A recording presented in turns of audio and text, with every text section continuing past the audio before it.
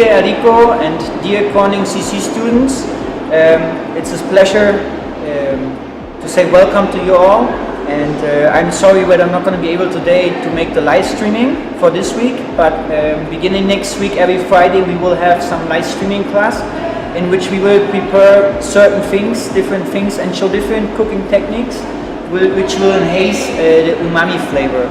Today I just want to give you like a little short introduction. As you guys already know, umami we can find in certain ingredients. I have a few right now here. I will tell you a little bit more about it. And we also can enhance the umami flavor by applying different cooking techniques. So for example, today I have here dashi, one of the first products actually with umami inside. I have Ajinomoto, which is umami seasoning. I'm sure you guys already know. Here's some fish sauce, some balsamic vinaigrette, original from Italy.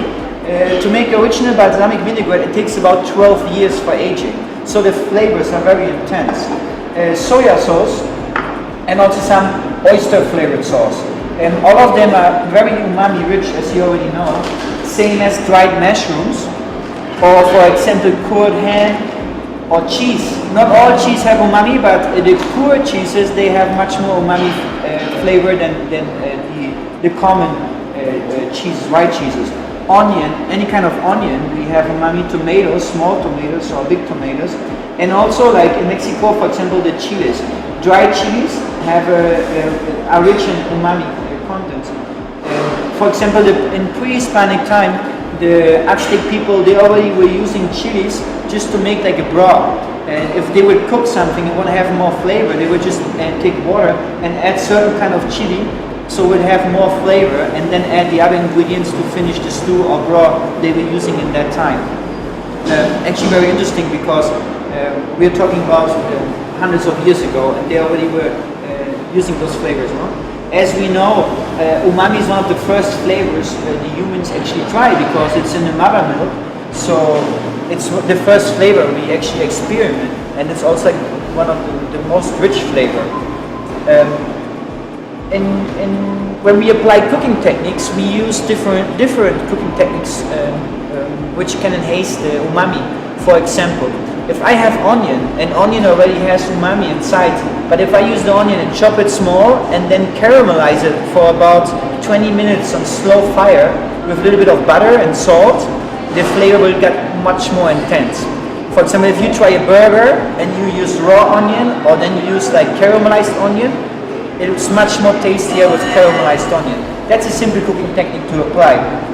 We also use other cooking techniques. For example, vacuum cooking. Sous vide called in French. It's slow cooking and applying with vacuum cooking. How do you do it? We use the vacuum machine, and we can add meat with butter or vegetables with butter or other ingredients together and mix them and put them in a vacuum bag and take out all the air. And then we seal it, and then we put it in the rational oven and give like a very low temperature, about 60 or 70 degrees Celsius, and let it cook with vapor about for 12 hours, for example. When you open up the bag, you will have the most tender meat, and all the juice and all the flavors will stay inside, because since it's sealed, nothing can leave. So it makes much more intense the flavor of the meat. As you know, basically all kinds of meat, especially bones, have also umami flavor inside the natural way. So that's why when we do stews or broths, they're very intense and rich in umami flavor. And then also when we mix ingredients, for example, if we already use bones and we add tomato and we add onion, well, the flavor will be much more intense. Like for example, let's say the Asian broths, the Japanese or Chinese soups, when they add also like a little bit of cabbage, they also add dried mushrooms, so it gets much more intense, having all those flavors together. Also by experience, or I think we all know that when you leave set something for a while, like a stew or broth, next day it will be much tastier, much more flavor, right? It's because I think all the umami flavors have more time to release from all the individual ingredients and get mixed together and get the strong extra flavor inside, right? Other cooking techniques we apply, for example, is adding smoke. same as aged or cured meat or cheeses. We can also add smoke, cold smoke or hot smoke. For example, right now there's many tools for the gastronomy business we use as chefs. For example, like the smoke pistol. It's a small toy where you can add wood chips of any kind of flavor. It can be apple wood or cherry wood or mango woods, and you chop them very fine, add them in the smoking gun, and I can take some cheese and put it in a bowl and cover it and add the smoke into the bowl. So now I can certainly smoke different types of ingredients. For example, now I can smoke lettuce, for example, to have like a smoked salad, because the smoke is added in a cold way, not in a hot way, and it won't damage the ingredients. And also the hot smoke can make lots of more intense umami flavors. Other cooking techniques, I would always recommend the slow cooking, especially if you have like meats. For example, if I want to have some nice ribs where the bones fall off the meat, I put it in a pressure cooker or in a normal cooking pot and cook it for at least from 2.5 to 4 hours. So get very tender.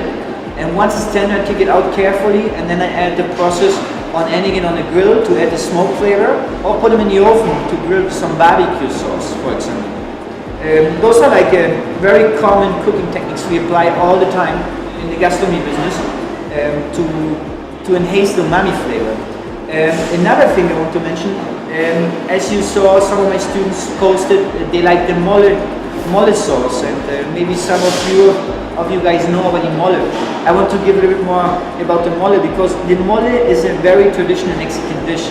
It's very interesting because there are like many recipes of moles. Every state, especially Oaxaca and Puebla, has their own mole sauce, and there are like many types of mole sauce. How do we do mole sauce? Mole sauce, they have more than from 20 up to 30 or 40 ingredients, and each ingredient we call it tatema. It's when we take a pan, in a dry pan, no oil, nothing, and we just burn it on a dry pan, all ingredients. That includes different kinds of chilies, dried chilies, also can be fresh chilies. And one of the ingredients also is the cacao seeds, which is very interesting. And beside that, they add tomatoes, onion, everything gets like kind of burnt on the dry pan, and then we add it in a blender, and you make it kind of a paste. And this paste you can keep for a long time, but it's very intense, the flavors, because to make a mole, all the different time you add for each ingredient to cook it, and then to mix it in a blender or chop it by hand, or like they used to do in a stone, in a rock. It takes so long time, so it takes about 2 days to make a good mole sauce. So like the flavors are so intense by also with all those many ingredients inside, which already have umami inside. So like once you have the paste and you want to finish it, you add, for example, you can add beef meat, chicken meat, or pork meat. You cook it in a broth, add the broth to the paste, and make it kind of a sauce. And then you put in the meat which you want to use. Like I said, can be chicken or can be beef or pork. So like the mole sauce, it's a Mexican sauce which is completely rich on umami flavor. It's very nice sauce. We love it here in Mexico, and it's not that known, but it's very traditional. Very traditional. No? That's for example. Now, if I go back to my country from origin, I'm originally from Germany. Well, in Germany we have lots of stews, the same thing as we have in French and Spain, and some of them mix also different kinds of meats together. For example, you can put a chorizo sausage together with some pork meat and together with some beef meat and also chicken leg. So now you have 4 types of different meats together in a broth. Besides, they add onion, tomatoes, herbs, and other ingredients, seasoning, many seasonings.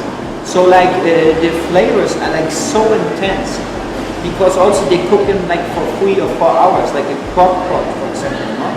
So like those kinds of European stews are very umami-rich flavors. You know?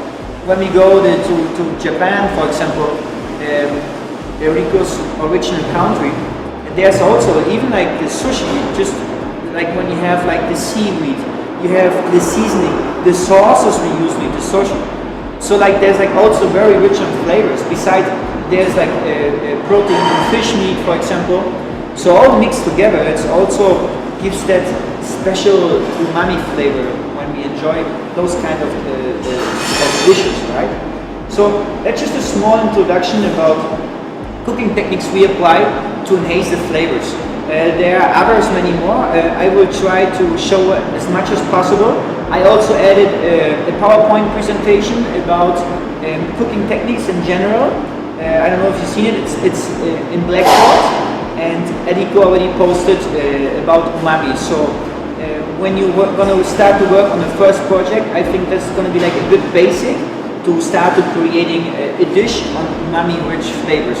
Applying cooking techniques which enhance and using ingredients which already by origin have umami inside. Well, that was just a short introduction about what we are doing, what's the purpose, también of combining our subjects. I think it's a perfect subject also like for our enhanced intercultural learning outcome. Because it's very interesting also like to see how you guys in the States work with those kinds of ingredients, what kind of dishes you like or prefer, and also to see how you guys are already having conversations with our students here. We are all very excited about the project, and again I just want to say welcome to everybody, and it's a pleasure for us and for our university to work here together. And I hope we all will have fun on the ending results and all the presentations you guys got to make together with collaborative work. Well, as we'll see you guys next week in live. Next week on Friday we're going to have a live streaming from our cooking class, and we will show you live a few things we did in our class and we're going to do, and just to show you in real time also a few cooking techniques. And if you guys want to put some input, for example, because you guys are more on the theory part and we guys more the practical part, so it's going to be very interesting for us, for example, to know why the chili also has umami flavor inside, or why is it happened that when I caramelize the onion, the umami flavor get much more intense. All those things I think you can put a lot of input to us and for us, and we hope we can put input for you guys, showing you in real time applying certain types of cooking techniques which will enhance umami flavor. Well, until next Friday, I wish you the best on working on your project this week. You already guys started already to watching for group names. Next week we're going to start to work together with our students to build the project and to start on building the project in general for your PowerPoint presentation. All the instructions you have in Blackboard, and anything else we can help or any questions you have, you're welcome to ask me. You have my email. And well, best wishes for Mexico, and we're excited to see you guys next Friday.